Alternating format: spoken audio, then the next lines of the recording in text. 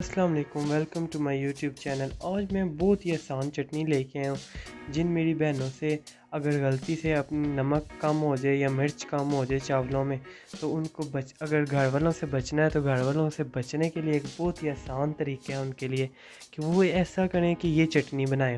अगर आपके चावलों में नमक कम हो जाता है तो आपको कोई ज़रूरत नहीं है घर वालों को बताने की कि नमक कम हो जाए।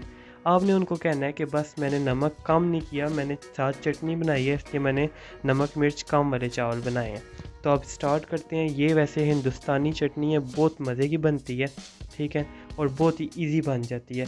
वैसे भी चावलों के साथ ज़्यादातर लोग इसको खाना पसंद करते हैं। आइए हम भी वीडियो स्टार्ट करते हैं। मैंने लिया एक छोटा टमाटर, साथ में 3 लहसुन के जुए,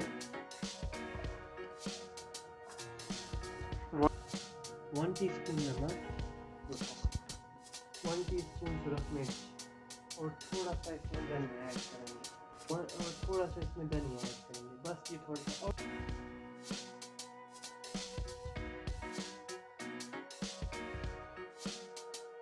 ये देखें जी, ये चटनी बिल्कुल तैयार है। मैंने इसमें थोड़ा सा पानी ऐड किया था और अब इसको डाल लेते हैं इसमें।